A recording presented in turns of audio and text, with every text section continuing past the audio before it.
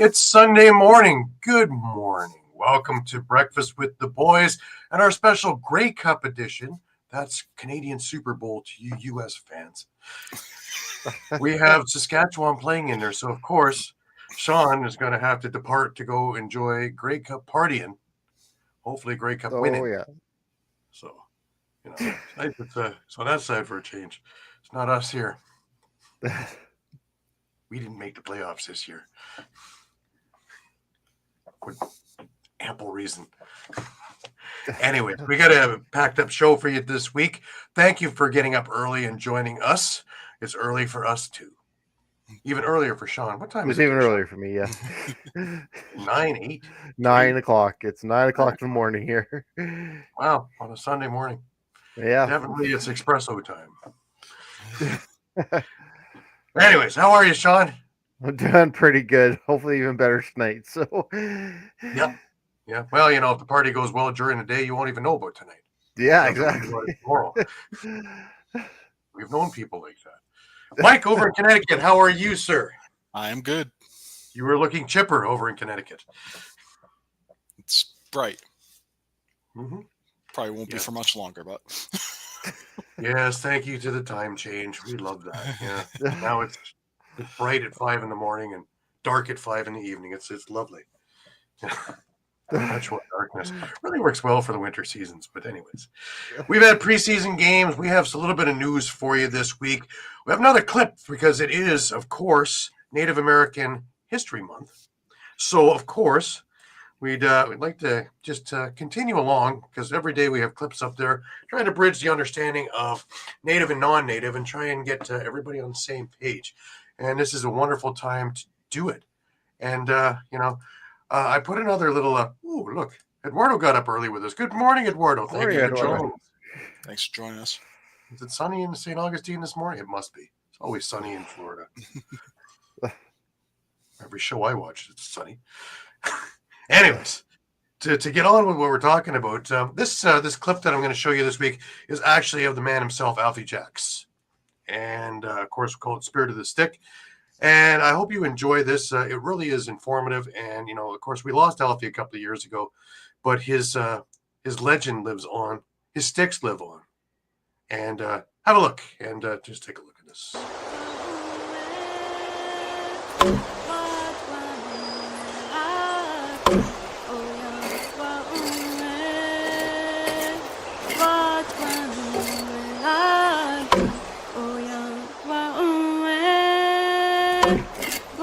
Everybody who plays lacrosse should know where the game came from.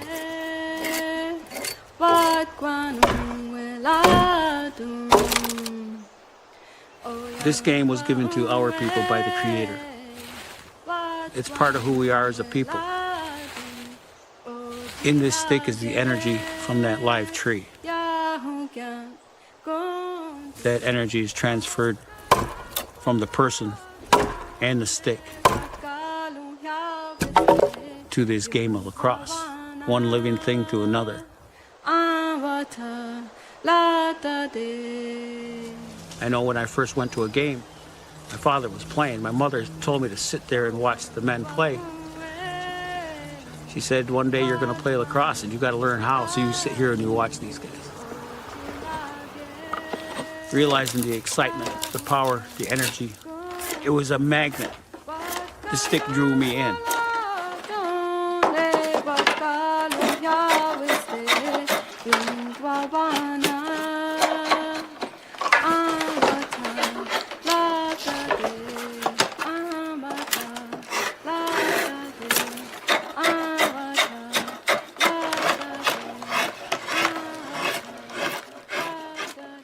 Most stick makers don't last as long as I have. And I don't know how long I'm going to last.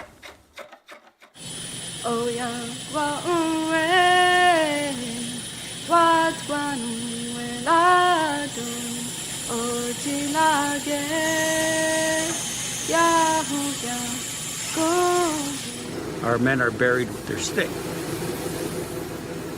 You're not buried with a plastic stick. You're buried with a wooden stick.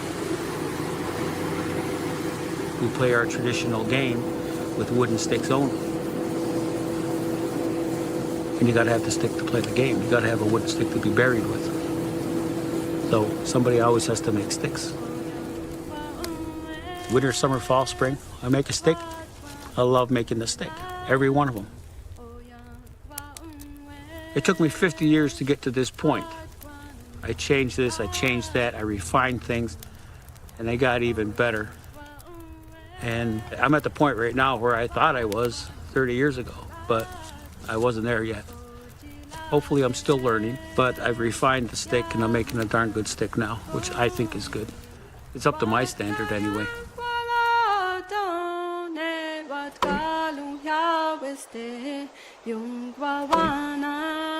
Yeah, my name is Alfred Jock. I'm an Onondaga Turtle Clan. I'm a lacrosse stick maker. This is what I make.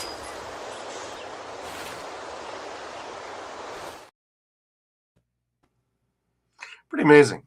Pretty interesting. I've been lucky enough to be up in that area, in that shop, and interview Alfie, and got to really know him over a period of time, and really fantastic guy. Funny. Never takes himself too serious, but takes his craft very serious. So luckily he trained a number of people along the way, so the tradition continues with some fantastic stick makers. But every day we have clips going up about something to do with Native heritage, lacrosse, and how it interrelates with non-Native, and trying to bridge the gap of understanding. So please give it a look. It is on our Facebook page and on all the groups daily. So some really great stuff. And again, I really enjoyed doing this because I learned a ton and relearn a ton from stuff that I just plain forgot. And it's just tremendous. And to see everything goes in the struggle and the accomplishments and everything. So it's really worth. They're only a couple of minutes long. They're really worth the time. And give it a look. Anyways, just before we get rolling, of course, as always, just a reminder to everybody that our shows are viewed and streamed live across Facebook, Twitter, YouTube, and Twitch. And you can also catch it all on any shows on YouTube. Remember to hit subscribe, follow, and like buttons. Always share. Please enjoy our affiliates across the Stream Punk network, like Fly Like an Eagle, like Stream Punk Cinema, Stream Punk Combat, CFL, especially of late, because we've had all kinds of things with the parties this week over in Winnipeg with the CFL Grey Cup week and all the festivities. If you missed a show, no problem. You can catch everything on YouTube. Again, at Stream Punk Cinema, Stream Punk Combat, all across all the time for our entire library of shows, as well as interviews, retro games, press conferences, fights, anything you can think of. We've got on there, more coming all the time. Remember, you can stay up to date by visiting streampunkentertainment.com with great articles from our huge staff of contributors. Also, a reminder that the show is brought to you by 60. 60 is Canada's newest and most exciting sports uniform and teamwear brand, delivering top quality uniforms and teamwear that reflects the spirit and identity of each team. Their commitment to innovation and excellence sets them apart, ensuring that every customer experiences the perfect blend of style and functionality. Unleash your greatness with 60. Remember to add Lax Talk 10 on your order for a 10% discount on your order. And how do you get there? First off, you can go to the QR code in the center of your screen. Secondly, you can hit them on Instagram at sweet_60. Have a look at some of the great stuff that they have made and done and put together. You can hit Jim by email at info.sweet60@gmail.com, or go directly onto their website at www.sweet60.ca/60. Again, Lax Talk 10 for a 10% discount on your orders. Wee bit of news, and this one's actually a pretty big one, is that the NLL has lifted their suspension on Austin Stotts. He has been reinstated by the National Lacrosse League and will be eligible to play this season. My question to everybody is, where? I don't think San Diego has a spot for him anymore. I think they have moved on from the Stotts train.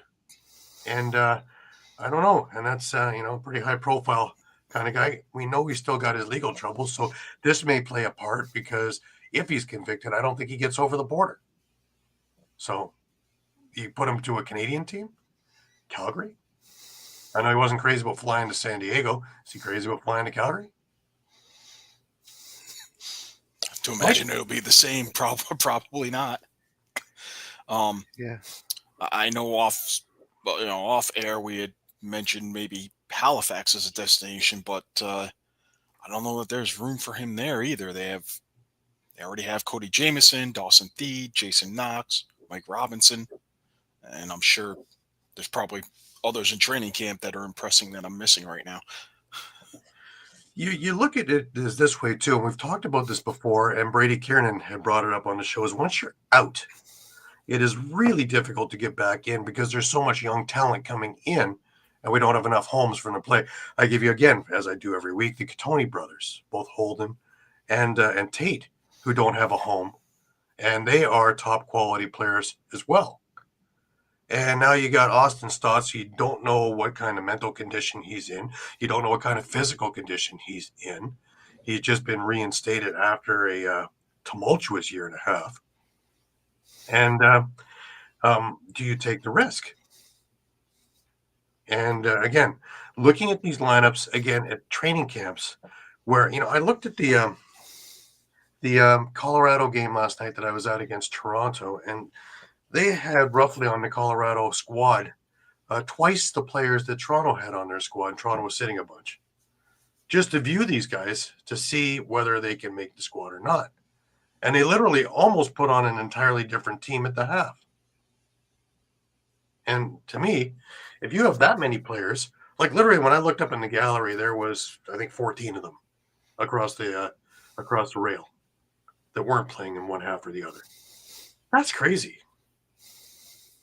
That's crazy. That's showing me we definitely need more teams. But in the meantime, what do you do with the guys who don't have a place right now? You almost, it almost stops free agency. You don't want to get on the market because if you don't have a place, that might be it. Unless you are a top tier demand all over the place. Shawn, what you think? Yeah, I agree with everything you said there, Gary. And kind of looking back at the Austin Stott situation, I mean, there's so many factors, like you mentioned, like what kind of shape is he even in? The travel issue. Even if San Diego wants to sign him, if he's having legal troubles, that could, I'm assuming they have to have some type of visa to work in the States as a lacrosse player. That's probably in jeopardy. There's just so many issues, and I've heard a lot of uproar too about how the league could even reinstate him after his troubles that he's gone through. You take that for what it's worth. But yeah, and I mean, now that he's out, as you made the point, it's going to be hard to get back in now, especially with the young talent we're seeing. Exactly, and he wasn't the fleetest of foot before. And I look at San Diego has gone very quick, and I don't know if it's a fit there. I think around Buffalo has no use for him. Toronto has far too many players already. Saskatchewan has no use. No. Vancouver, Las Vegas, no use. Georgia, maybe, but then, like I said, his brother played there, so. Mm-hmm. What's his work status in the States, though? That's the other thing too, right? It might be limited to, does Ottawa need him? No. Oshawa? No.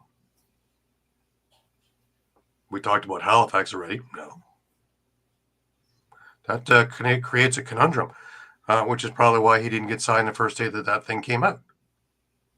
So it's all fine and good to say you're reinstated, but where are you going to play? Great talent when he's focused. But, like just look at the summer he was having when all this went down. He was leading the Six Nations team in points and goals. And this was in leg 2 of the three-peat so far. So he was having a great summer. But as far as the juice worth the squeeze, right? Like, great player, but when his head isn't on straight, he is a real headache. Is he a distraction for your dressing room? Yeah. Or is he, something that would help? I don't know. anyways, that's one we'll be keeping an eye on, especially because it's just curious. So let's see where that winds up. Also, it was released, interestingly enough, for the Olympics. It's coming, guys.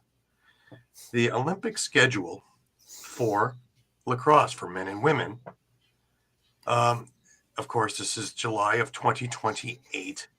And the week of Monday the 24th through Saturday the 29th is where the games will be played. Men's will be played from 12 till 3. Women's from 7 until 10. That's kind of a kick for the East Coast if you're wanting to watch women's lacrosse, because that means it starts at 10 Eastern and finishes at 1 in the morning. So hopefully you have a lot of coffee the next morning if you're watching women's games. But on the 29th is the medal games. Men's 1:30 to 4, women 8:30 to 11. So, but it's over at Exposition Park Stadium in LA. So start planning towards that. You've got 3.5 years. But interesting, it's already out, and just shows you it's coming. It's coming. Now, we had some preseason games this week. We had one game on Friday, and that was Oshawa, and they got together with Halifax. And Oshawa won 8-7 with Dyson Williams being the hero with the overtime winner to give Oshawa a win in their preseason. We've never said that before, so there you go. They played again last night over at their new digs over at the Tribute Center in Oshawa. And very spirited evening. There were fights aplenty. Colton Watkinson got into one. Later in the game, there was a number of little brouhahas. I guess they were giving away the prize for fight of the night, so everybody tried to outdo one another. Ottawa wound up ahead, and they won 11-8. Looking at some of the highlights that I had seen on Twitter, man, the most beautiful goal was a Connor Kiernan behind the back shot, going across away from the net and catching the corner. It was just stunning. So lacrosse is back. And a good reception, too. Good reception out in Ottawa. Good. Awesome. That's good news for all the naysayers out there. It will be taken on very nicely. 2 weeks, and we have opening night. Friday the 28th is the first game of the NLL held in the Tribute Center, where Toronto and Oshawa will ignite their newfound rivalry. And hopefully it'll be a long, standing, lasting. I think everybody wins if they have that. And I bet you it'd be a home game for both teams, because you're going to have people from both sides in both arenas. It's just that close. Yeah. But speaking of Toronto, they had a game last night, and they played Colorado, and this was really a tale of two games. The first half was a bit of the Owen Hiltz show. He had 4 goals in the first half for Toronto, in which they took advantage of a lot of sloppy Colorado play and a lot of penalties. And it seemed as though every time somebody went to the box, the Rock put on a show. Chris Boucher also had a couple of goals and really looked great. I think he had 3 overall on the night.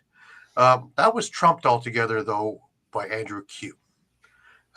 In the evening, Andrew Q had 6 goals. Gee, do you think he's assimilated well with his new team? Yeah. I'd say so. Yeah. Yeah, he looked very comfortable out there. And, the second half Colorado team, because, again, they put – there had to have been 30 guys on the lineup. And they put a lot of fresh legs in the second half because they have to view all these guys. And throwing a different lineup out there, and also throwing Caleb Martin played in net in the first half, but Nate Whittam played in the second half, and he was downright unbeatable in the second half. Again, Toronto was up 8-4. With 4 minutes to go, Colorado was up 10-8. And the Rock scored a couple of late goals to tie it up in the last dying seconds, sending this game to overtime, in which Colorado scored 20 seconds in overtime to win this 11-10. Really, that doesn't mean much, but there were a lot of positives that I could see from this Rock squad. Number one, Mark Matthews looks good. He was setting strong picks. He looked very interested in what he was doing. He looks like Mark Matthews of old, revigorated, rejuvenated, and healthy. CJ Kurz looked comfortable. He's learning how to make space for himself because, unlike Field, he's not going to be able to get his arms extended unless he makes that room. And he had one beautiful goal in this game, but he's learning how to make space in tight checking situations, and he's getting it. And he fits along with the group. Watching Josh Dawick, more of a facilitator kind of a role than he was last year with all the new talent that's in there. Seeing him and Chris Boucher work together is magic. And again, they connected for one of those Chris Boucher dive from behind the net goals that was just masterful. And it's a Mark Matthews set it up to Josh Dawick in the corner, and he finds Boucher behind the net, and away you go. And it's tic-tac-toe in this fast, and it's done. Interestingly enough, Colorado dressed 2 goalies, and none of them were named Dylan Ward. He was on the roster, but none of them were named him that were in uniform. Interesting to see Aaron Woods with Colorado. I think a little adjustment. It's good to see Nate Woods with him, another Gale that's trying to hang on there and looked pretty good. Had a goal in the first half. But overall, I'd say that the Rock looked pretty good. Guys like Elijah Gash, they weren't in the lineup. Some other guys just getting some reps and moving along there. So, do I think that this is the lineup? No. But it's close. It's close. One of the guys who got my attention was Hugh Kelleher, a defensive guy. But boy, physical, but also can do the offensive thing. Was up there in transition. So there's a lot of, again, new invigoration in there. It's not the same Rock team that we've seen in years past. Now, do they fall back on habits? Yes, they do in the second half. So outside shooting that I'm so proud to watch. Love it. But, when you got guys like Owen Heltz who can do just about anything, not a big guy, but he's fast, he's rough and tumble, and he's got great hands. And let's say he had 4 last week, 4 this week. I'd say he's turning heads. It's also interesting watching Challen Rogers can, just go out the front door now. And he had a couple of goals in this game as well. But it's funny because they're a big team. They're a big team, like guys like Chris Weir, who are already big and tall. They just look average out there. Chris Boucher, he doesn't look tall out there. He's about 6'3". They're a pretty big team now. Then you watch, Josh Dawick and Owen Hiltz roll by. It's like, ooh, there they went. And they've got speed. So if they, Nick Rose looked good last night again too. After about the first 2 minutes, I think the first 2 shots beat him, and then after that, not much beat him. I think 2 more shots in a half. So once he got warm, he was rolling. Moving further. Anyways, guys, any thoughts? Colorado, again, watching Braden Saris, watching Warren Jeffrey, watching a little bit of Owen Ron and Will Malcolm. The interesting thing was Tim Edwards didn't take a face-off. They were trying other guys, I guess, to see who secondary could do it. So that was a little interesting. You can't possibly think that he's not going to be taking face-offs. Probably the premier guy in face-offs in the league. Mike, what do you think? Yeah, I mean, it certainly sounds like the Mammoth are gelling together pretty quickly. They've made a lot of changes on offense, probably more than any other team. Yeah, this offseason. So, and they sat some of their big guys too. Like Robert Hope didn't play last night. He was there. He was in shoot-arounds and early stuff, and he didn't play. The one interesting thing was AJ Mercurio. He took a penalty for boarding, and he got 5, but he went to the dressing room after that, and that was it. We never saw him again. So I don't remember hearing him get a game. So I hope he's not hurt in the deal, because I know Brad Cree took exception to that and made his presence known. But it was interesting that all of a sudden he was off, but it was never listed as 5 in a game. But I don't know if it's an automatic 5-minute boarding automatic game. Not sure. I don't know of any rules changes. Yeah. I wouldn't be against it if it was. Yeah. Yeah. Because there's no place for that. But interestingly enough, but to see Braden Saris also look very comfortable with Colorado. Ryan Lee, he was looking great. Did he stand out? No. Did he become a peg leg to it? No. He looked like he was very comfortable doing his reps out there. So there's a really a lot of upside, but boy, do they have a lot of players that they have to go through. And the next week and a half and watching the cutting and slicing of this unit is going to be interesting, because there's going to be some names out there that could very well help a lot of teams in the NLL.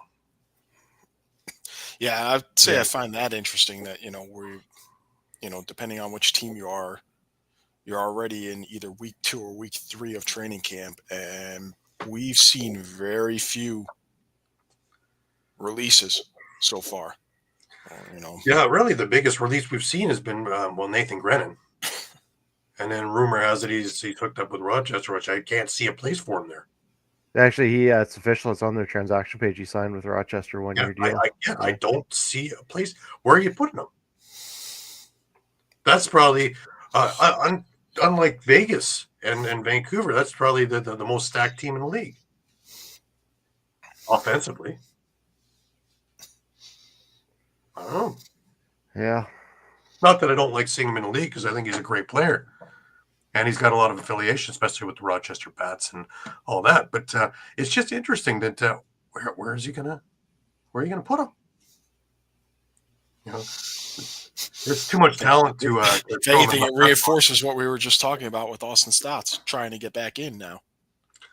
Well, the guys sitting could form an all-star NLL team, right? The guys that are going to be cut can form a formidable team.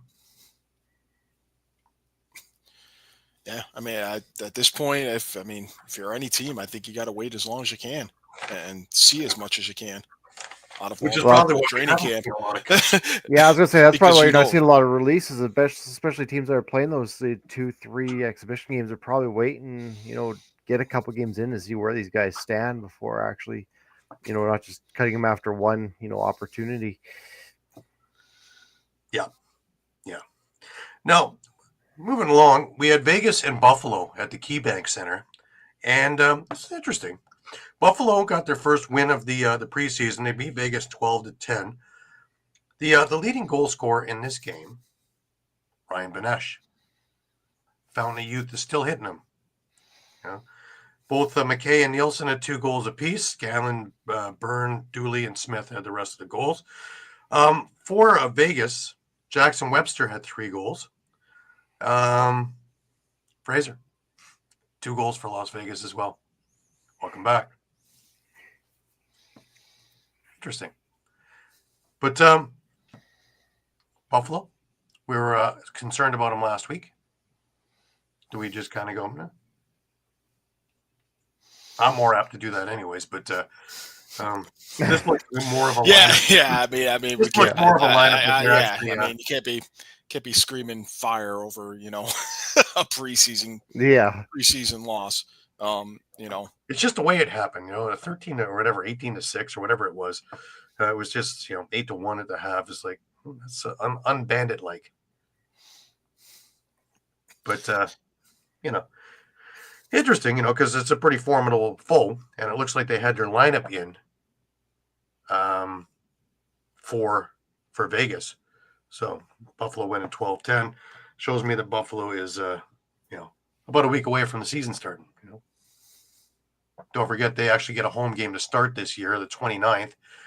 They are raising their third banner in a row. So if you're anywhere near the Buffalo area, you may want to see what's left in tickets, because I imagine it'll be a full house again for the Banners to raise their third consecutive NLL championship banner. We had one more game this weekend. We had two more games this weekend. We have Georgia and Philadelphia getting together. And Georgia came away with a 13-9 victory. And there was a guy at the game, and I think he looked a lot like Pat Bernard, and he was heard saying,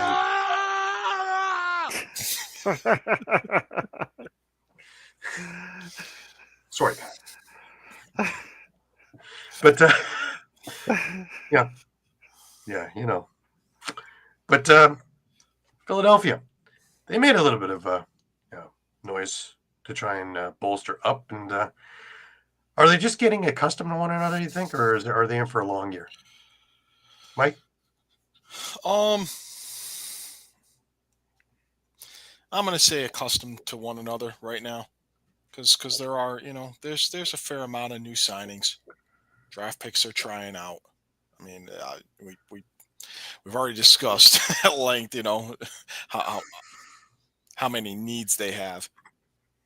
A lot of which could be filled up. I like the fact that they were finally able to get Pat Foley signed to a contract. He was on their protected player list last year from Panther City.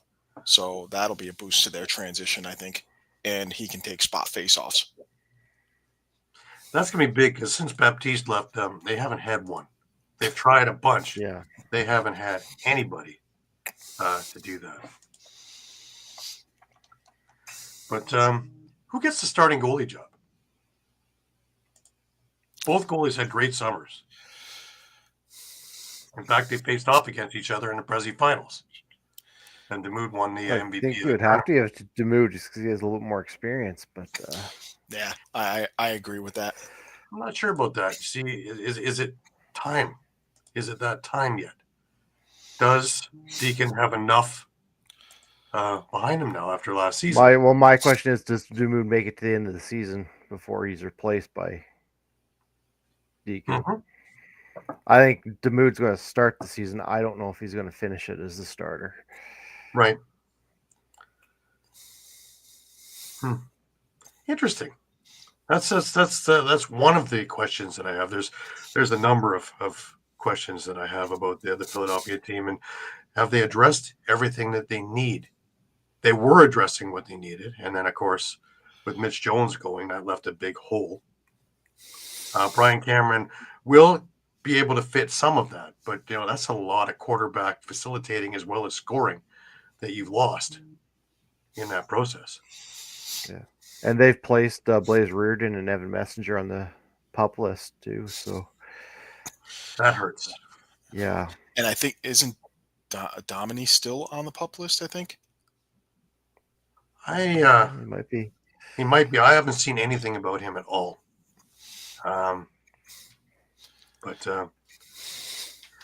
the other one is that they have Mitch Desnew on the holdout list, because just his work schedule doesn't allow him to do this for them, but also it limits where he can go.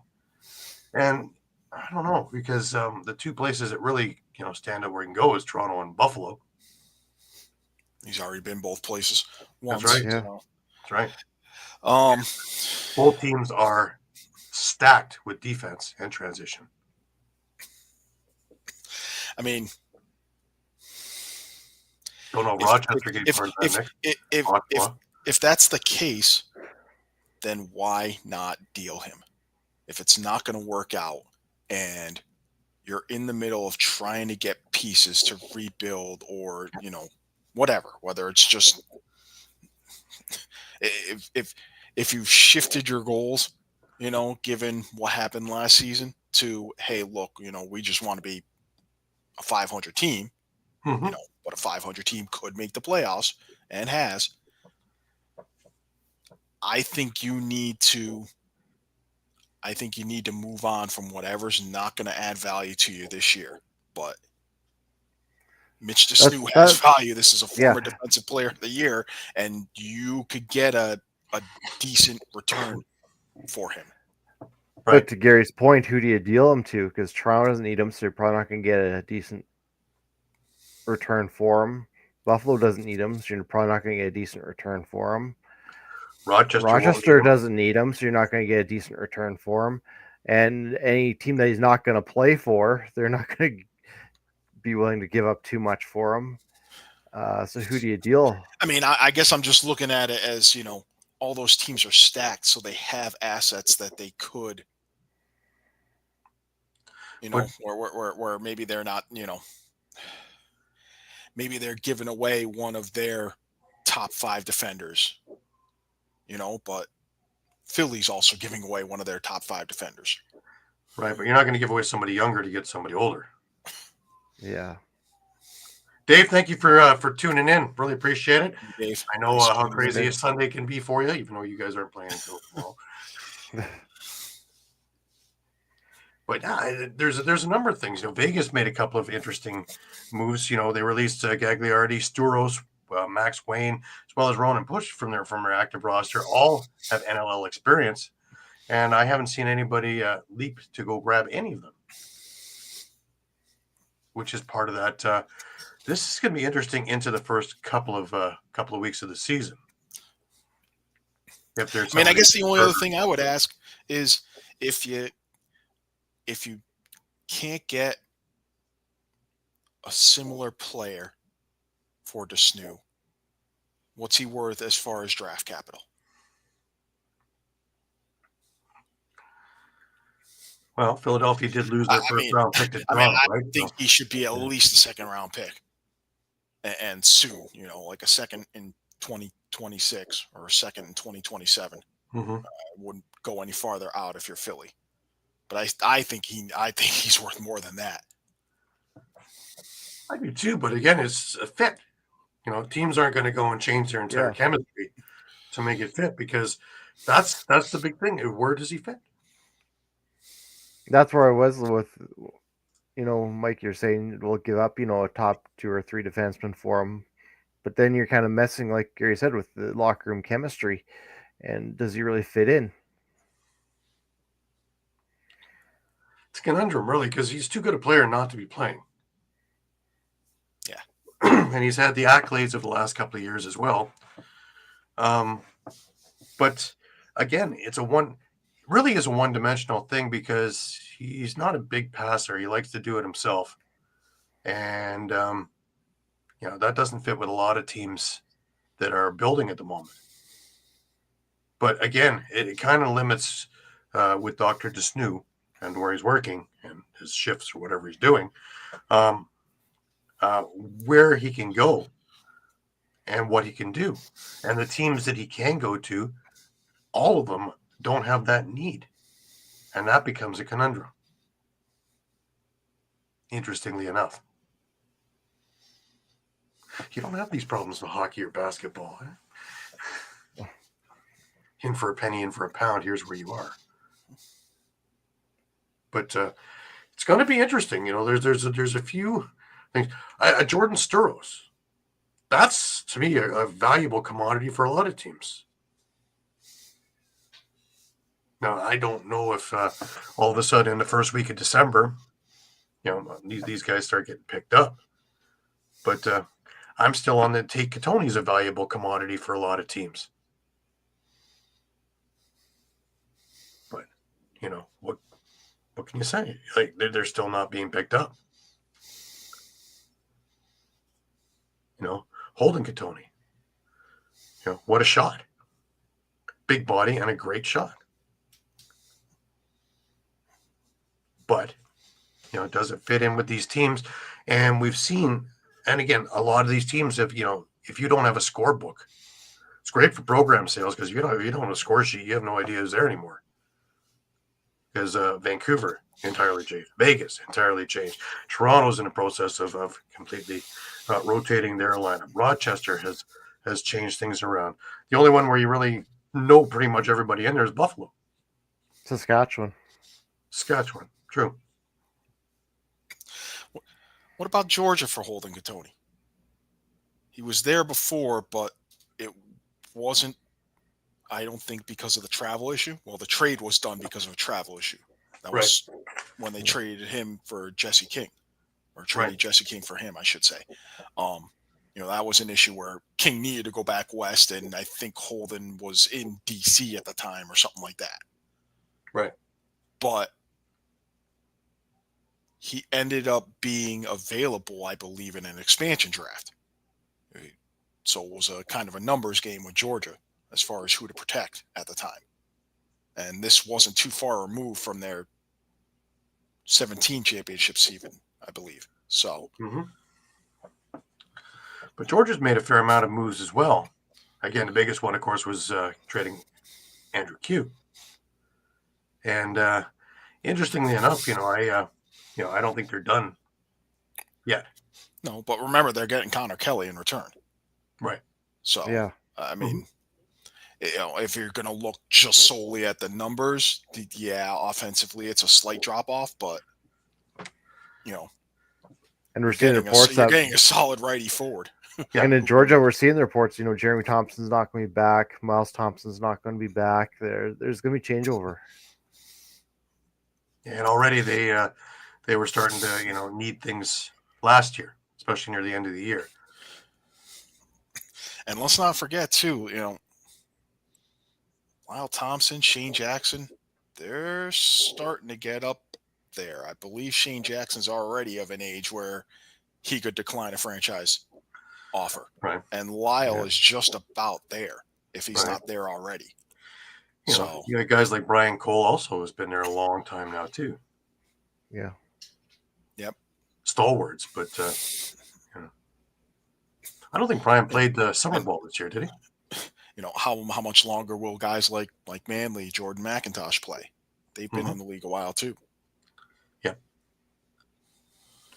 So they're coming to the end of the era of that particular Swarm team. So do they pull a shoot there and start getting younger? You got guys already there that have been waiting for their opportunities. But if things look really enticing, did they pull it? And would Georgia be in the new travel plans? Would he be able to? I don't see why not, because it's a hub, right? There's no extra connections. Toronto to Georgia to Atlanta is a couple of hours and that's it. Yeah. Yeah. And I think it's an hour to the arena. So I don't think that's an overly crazy ask to stay in the league. What are you asking for in return if you're Philly?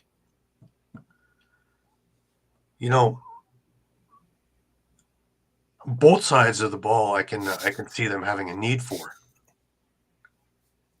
But Georgia also has and always has had a good amount of draft picks. Yeah, that's what I was looking at. This Philly. I mean, I wouldn't mind. You're going through. If I'm not going to have them already, if I can get myself a first round pick for next year's draft, I'm there. Yeah, he's yours. You're rebuilding in Philly anyways. Like, stock up on draft picks, build through the draft.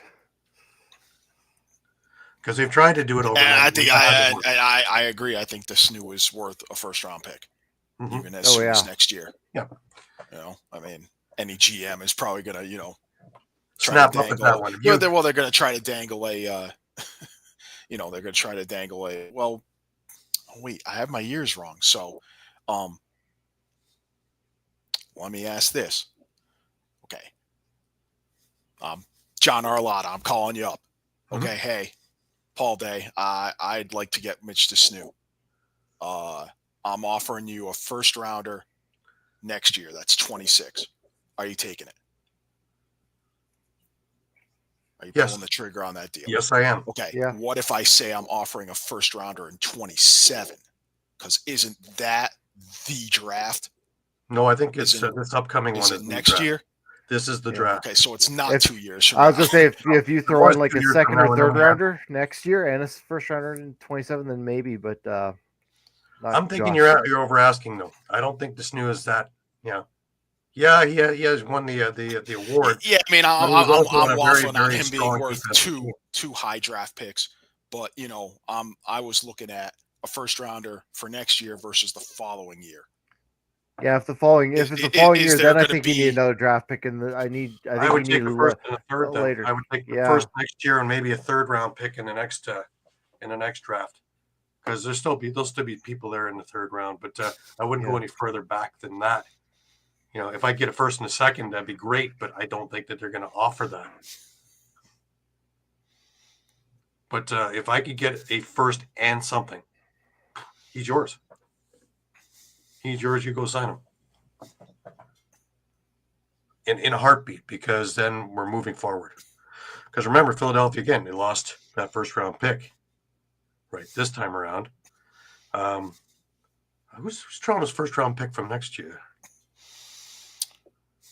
Hang on, I'm going to try to find that out here real quick.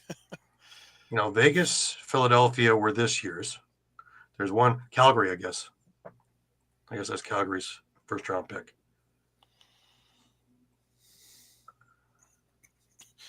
2026. All right, so I've got. But Calgary is going to wind up in a conundrum also now, because they have no great draft picks, and they are still rebuilding. So Georgia has 2 first round picks. Philadelphia does have a first round pick next year. Halifax has 3 first round picks. Toronto has a pick. Colorado has a pick. Vegas, Ottawa, Vancouver, Rochester, San Diego, Saskatchewan, Calgary. Now here's my question in Toronto though. Do they take that first round pick and scoop a goalie? And it's not to knock any goalies in Toronto. Don't get me wrong, and don't get my messages backwards. Rose is still looking great. Holochuk, I don't think is a starting goalie. I think he had his chance last year. He didn't look that great, and he hasn't overly wowed me in the preseason. He's a solid number 2. Rose is starting to get up there in age.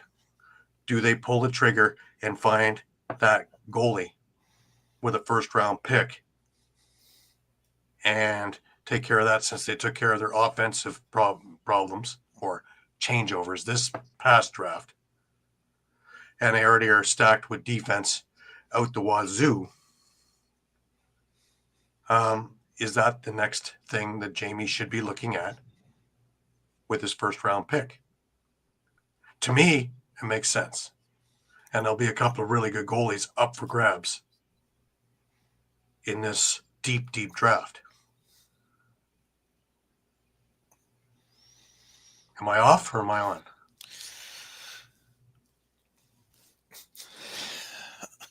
I'd say you're on, but more and more, it almost feels like the Rock are maybe being held hostage to some extent by Nick Rose. Well, even if they draft, I mean, and I don't mean that. I don't mean that in the same way. I mean, like Buffalo, being kind of at Matt Vince's mercy, because that's a different situation. It's your 3-peat. You have a chance to 4-peat for only the second time ever in history, and look, actually, Gary might be onto something here, because if you're going to draft a goalie, crazy it might sound, you could potentially trade down, because goalies don't tend to go, second overall. So you could get some pieces out of that and trade down to get your goalie. Yeah, that's a very good point. And then you win on all aspects. But again, that's the time, and you don't need to play him next year, right? You can cultivate him. Look what Buffalo's doing with Konstantopoulos. He's going to be their next goalie. And they even have one further down the road with what they drafted last year. So they have control of a couple of top-notch goaltenders down the chute. Chugger's no dummy. So it's not going to be that, oh my God, Matt Vince, we have to start from scratch now. You have Orleman there in the organization. who is a capable number 2. You have Konstantopoulos, who's still learning the craft and honing it to, he's got 2 Minto Cup finals under his belt now. So that's a pretty good learning curve in a really great organization. Now you also have, his name eludes me for some reason, in there as well, and he's going to be learning the craft, and he's still under control as a junior.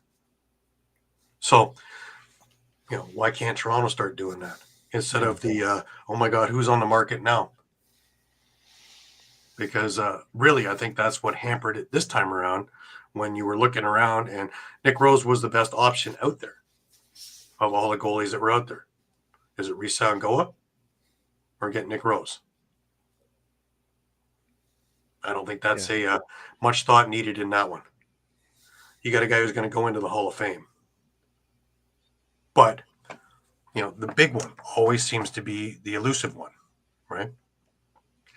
Now, the theory that I have in Toronto is, can you build a defense structured to cover the weak points of Nick Rose's game?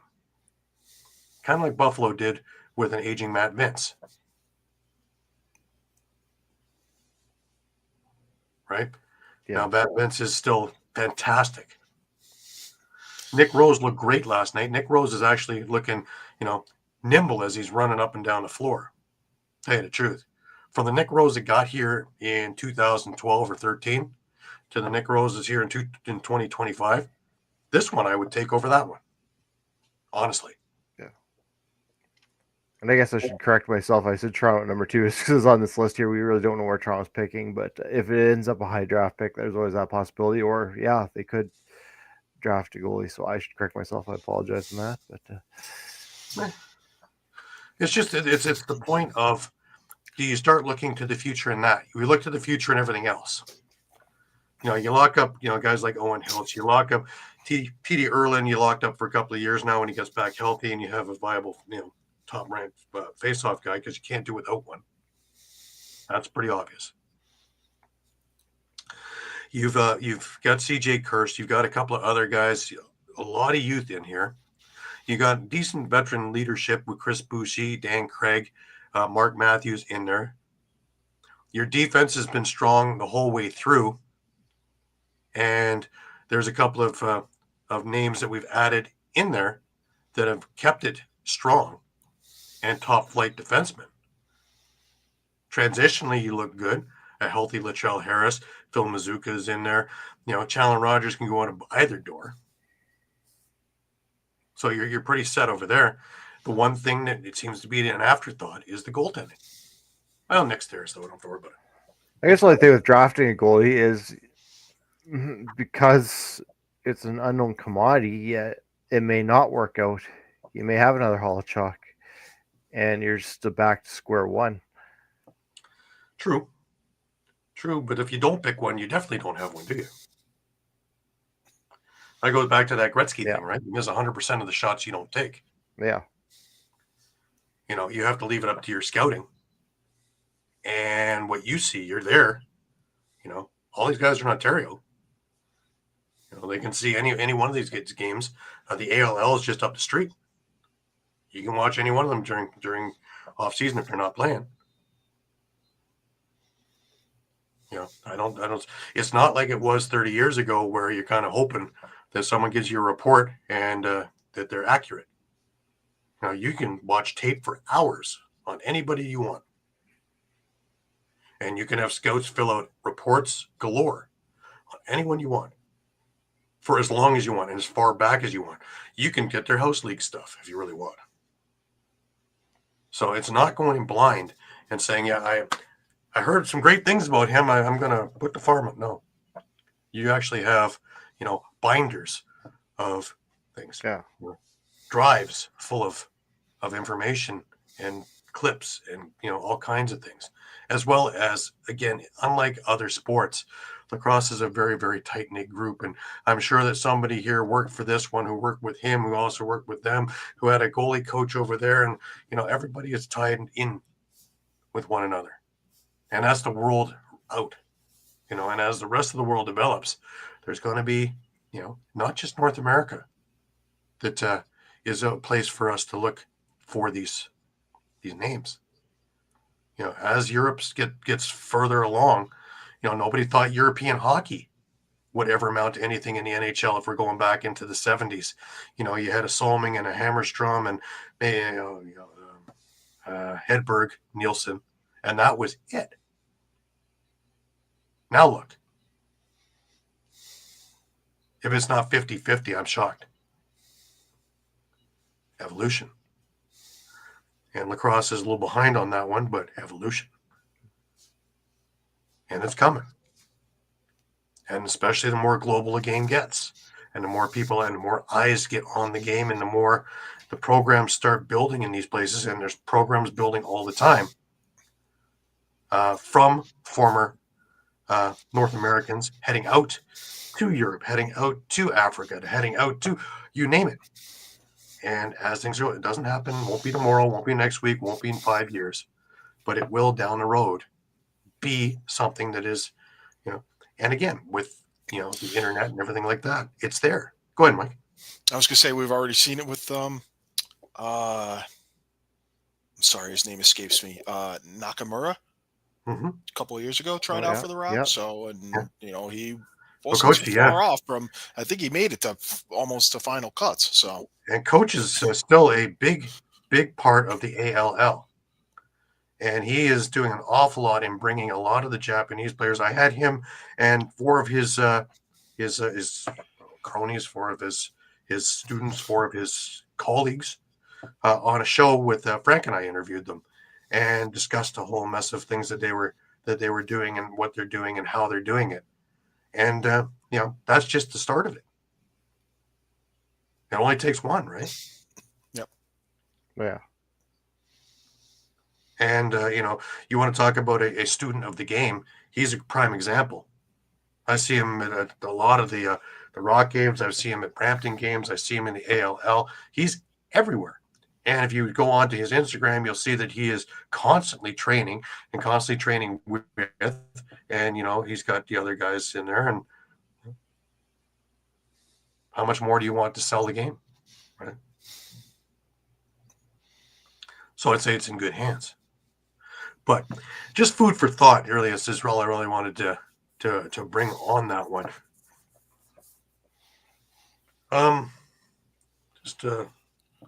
We had one more game on the weekend, and that was San Diego and Vancouver got together, and San Diego, we have a whooping to Vancouver.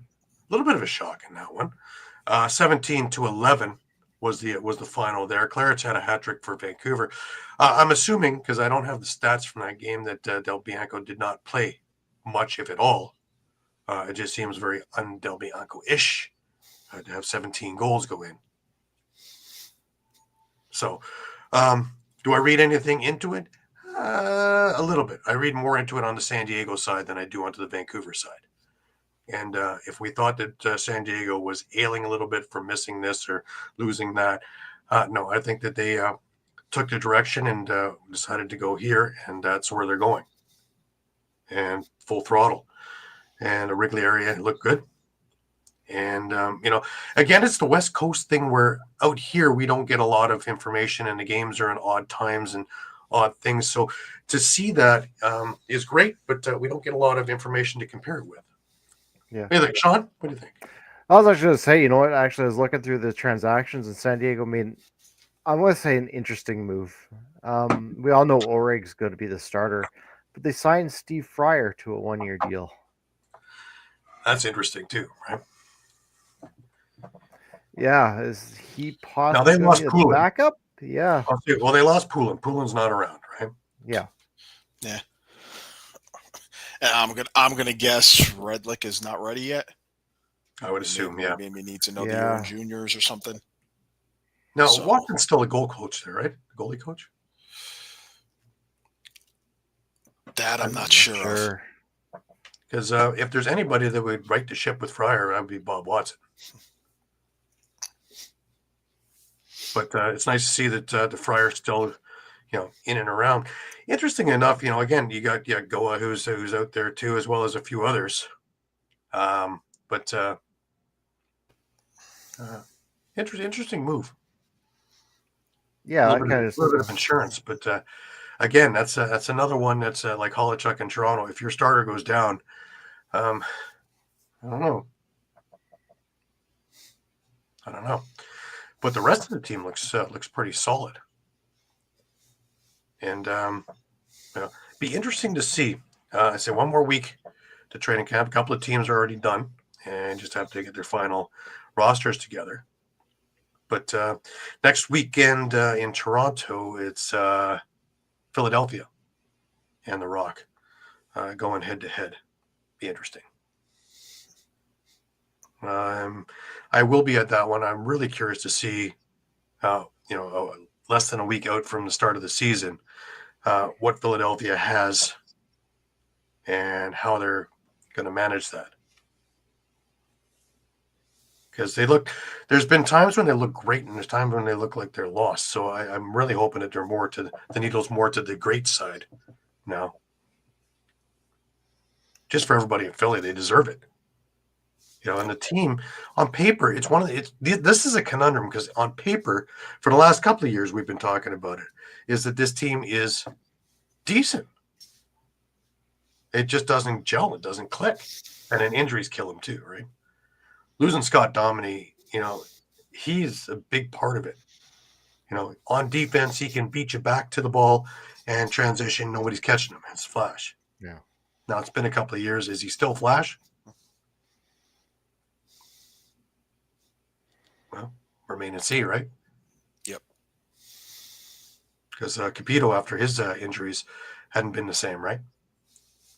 In fact, he spent more time in the summer coaching than he did playing. So I don't know, but at least for a number of things. Now I know Sean's got Grey Cup parties to attend and celebrations, and all of Saskatchewan has already painted the entire thing. If you look at the map, the entire thing is green now. Green now, yep. Like it wasn't green before. But they painted the snow green, so it's all good. It's all good.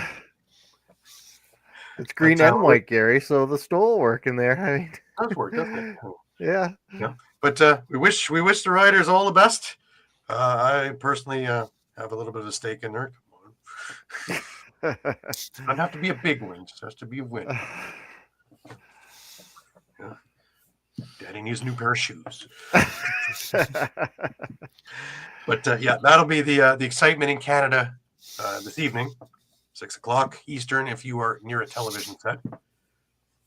If you got your satellites working in the US, TSN. As I see, we got Mike on board, so we got the American on here. But if I can find it, you guys can find it. Don't worry. Yeah. You want to get a break from that NFL stuff, we'll watch the Canadian game for a bit. And all the hubbub of the Super Bowl of Canadian football. Almost said Canadian lacrosse. Got to get that. But just a reminder to everybody, we are on Facebook. We are on Instagram. We are on Twitter. We are on Thread. We are on YouTube, as well as on www.streampunkentertainment.com. We are your one-stop shop. We are your Costco of lacrosse. Anything that you need to know, we can get to you, as well as doing Native American History Month every day for the rest of the month as well. Lots going on. We will have all your transactions for you as they're coming, because the cuts are coming in the next 7 to 10 days. Season's only 12 days away. 3 weeks ago we wouldn't even know if we had a season, so pretty good. That brings us over to final thoughts. Sean, let's start with you with your Grey Cup team there. Yeah. No, really looking forward to it. And, I know Saskatchewan, the Rush have one more preseason game. It'll be interesting to see whether they play some younger guys to see who's going to fit, or whether they actually kind of go with their lineup as they prep to start the season. This will be interesting to see how that turns out. And other than that, go Riders. Mike, last words to you. Yeah, I think I'll echo Sean. I mean, it could be interesting to see who makes the cut and who doesn't. And, what's Philly going to do with Mitch DeSnew, and what's Toronto going to do if there's a goalie issue? Right. I have it at we saw how quickly Nathan Grennan got snapped up as soon as he got cut from Toronto. So I'm curious to see as the cuts come down in the next maybe not as much this week, but the following week heading into week 1 of the season, and seeing who lands where, and seeing if some of the pieces that haven't had camps will be tried and put in, or do they wait for the ALL season to start and have them get their reps there, and then see if they fit in and are good, because that's coming up too. ALL is only a couple of weeks away as well. They had their draft yesterday. Busy weekend here. ALL draft yesterday. The Senior B AGM is today out in Brampton, and so a number of things going on. There are some changes coming there as well. I think nothing has been concrete yet, but everything that I've been talking with and hearing, as there's some things going on in Lacrosse Canada, some things are going on, and a number of things going on here. So this is the time when all of that gets set in stone for 4 or 5 months from now. But anyways, good luck to both the Riders and the Owls. Go Riders! But anyway, until we meet again next week. Next week we're back to our regular time at 8 p.m. Sunday night. Tell one, tell all, tell your friends, tell your coworkers, tell everybody that the Lacrosse Show is on next Sunday night at 8 p.m. right here. Until we meet again, remember, keep your sticks high, keep your spirits higher, and have a great week. And we will catch up with you next Sunday at 8 o'clock.